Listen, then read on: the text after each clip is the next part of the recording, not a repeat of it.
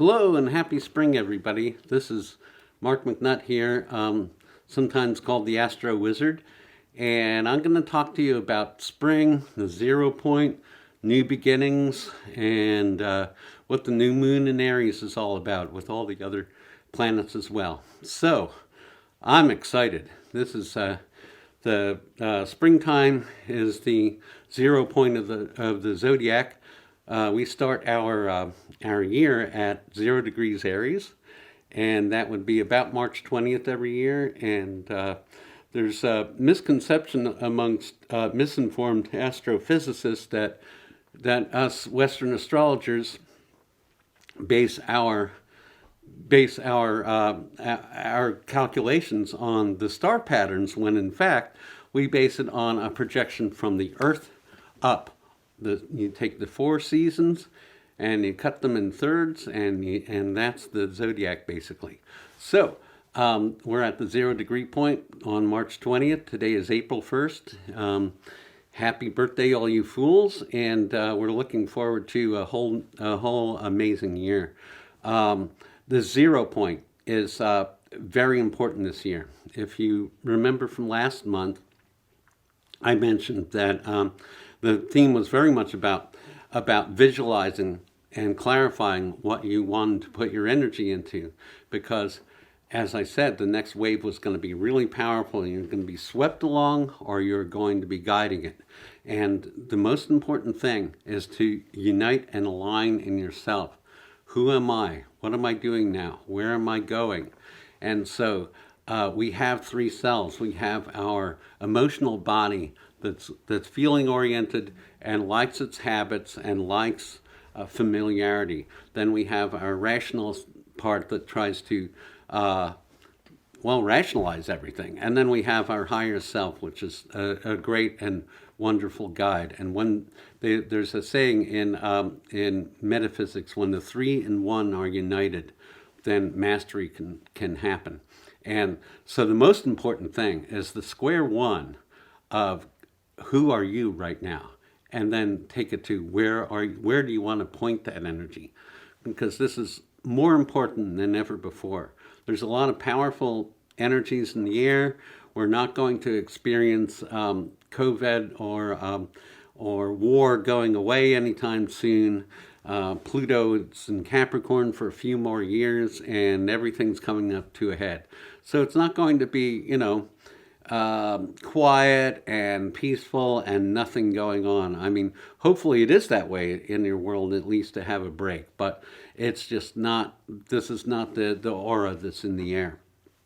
The aura that's in the air is one of action, one of taking steps, one of boldly going where you hadn't gone before, so to speak. And so Aries is the initiator. Aries is new beginnings. Aries is the first sprout of spring.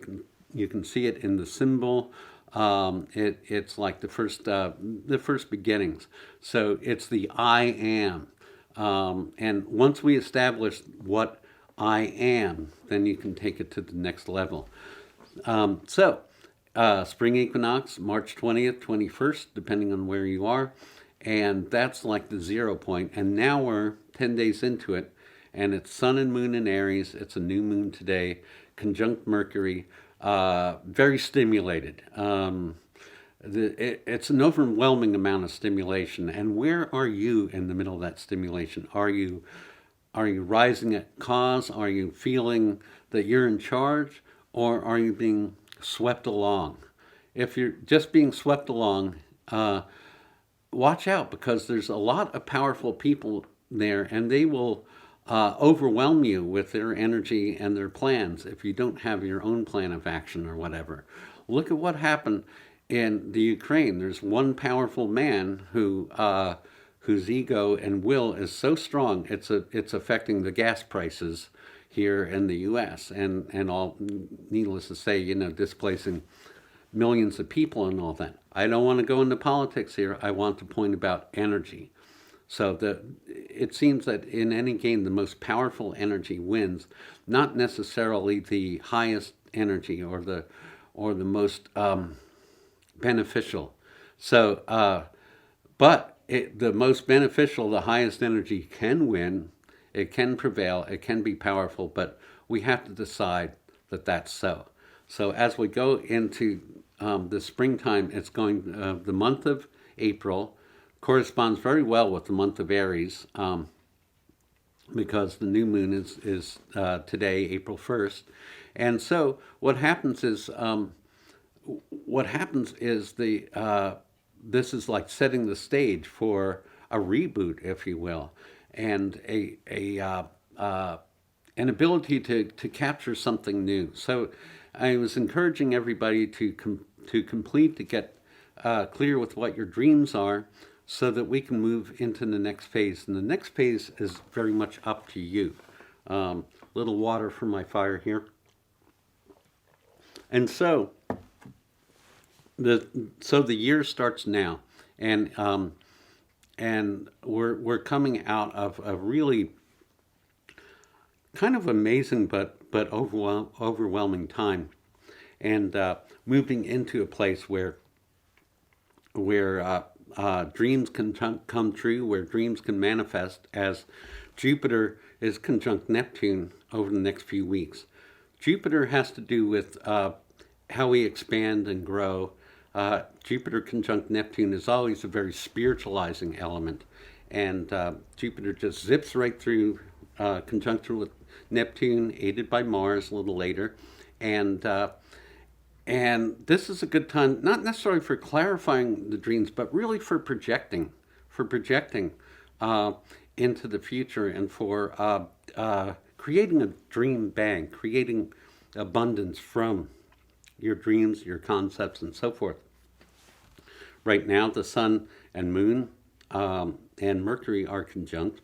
Very stimulating time. That combination is not surprising, but it makes it very hard to relax. It's a time of action, and usually as a person that believes in a lot of balance, when I feel a lot of antsiness and action around me, I go to a place of deep meditation and contemplation so I can find myself. And those of you who are heavily influenced by Pisces and this Jupiter-Neptune conjunction, and Mars and Venus both going into Pisces soon, we sometimes get overwhelmed by the psychic energy around us, by being kind of pulled into a lot of things. The Aries people around that are usually not as kind of pulled in by the effects and dealings of others, because Aries are probably for the most part, kind of too impatient to listen to this whole, spiel I have going on. So you can be sure to get your own reading when it's time to do that. And happy birthday to you. So Pisces is sort of recognizing the kind of coalescing of a dream, and then the Aries influence is about like taking action on it. Now, Pluto has been nope, I'm not going to go there. Mars and Venus are still in Aquarius now. They were in conjunction recently, one after another. In the next short while, week or so, each one goes into Pisces. Venus and Pisces, so Venus is in Aquarius right now. So Venus in Aquarius would rekindle a lot of friendships. Mars also in Aquarius. This would be a time for communal action, for humanitarian causes, but also very much for friends and reuniting with what's important in our hearts. And of course, all of us coming out of the pandemic, and we've been sequestered and all that. Venus in Aquarius, conjunct Mars in Aquarius, in the recent past, is a time of really reawakening into something new. Both of them move into Pisces. Venus first, because it moves faster. So Venus in Pisces has pretty much gotten a bad rap with astrologers in the distant past. Because, the first thing I ever read about Venus and Pisces, and I am one, and I'm ruled by it, is unlucky in love. And it's not at all true. It's like very self-sacrificing in love and matters of the heart. So we can expect the next month to be, there'll be a lot of the heartstrings of compassion are going to be pulled for us. There's also going to be a lot of nostalgia, memories, and remembering psychic feelings from the past. There's going to be a lot of that, so expect your feelings to come up, and particularly at a certain point, a week or so from now, we're going to have Mars also in Pisces, and Mars in Pisces, I always refer to it as the bleeding heart. Mars in Pisces people, when you're born with that, often are PETA people, are people who are protecting animals, people who are protecting the oppressed, and people who are volunteering in soup kitchens and helping to build shelters for others and that sort of thing. Mars in Pisces, very compassionate. We have 2 months of that coming. Mars eventually catches up a month from now to Jupiter and Neptune also in Pisces. And so actually Mars doesn't catch up to Jupiter for a while, but Mars conjuncts Neptune. And so we're going to see a triggering of a powerful releasing of our dreams. And this is why I was encouraging you last month to coalesce what your dreams and visions are, because this is a time when it's kind of like pulling back the bowstring. This is a time when you've been looking at the target, you've been focusing on it, and this month, the month of April, the month of Aries, is a time when you release that bow, and may your aim be true. So a little bit more. So there's let's see. Pluto, I just want to mention every month, Pluto in Capricorn, it's not over yet. It's not like, Pluto's about transformation. Capricorn's about business, structure, society, and the way things are done. As Pluto moves through Capricorn, things are coming more and more to a head, getting more and more intense.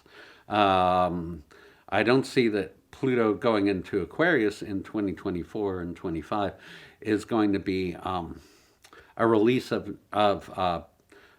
intensity, and we're all going to be love and light and forgive each other for having differences of opinion. But no, I think that we're revamping, we're rebuilding society in a new image right now, and we can take advantage of that. Those of us who are not, running for our lives or caring for our sick or, other things, if we have the privilege of working on ourselves, we can really move a lot of energy right now. So this is full speed ahead. There's no holding back. This can be a very powerful path of liberation. So I encourage you to do that, to each their own way of doing it. And the best way to clarify what your intentions are is to talk to yourself, also to connect with the ones that the trusted guides, and so perhaps this is a great time to get a reading, and I'll help you sort it out if you do. So because each individual has their own path, their own destiny, their own power, and clarifying that at this time is really, really potent.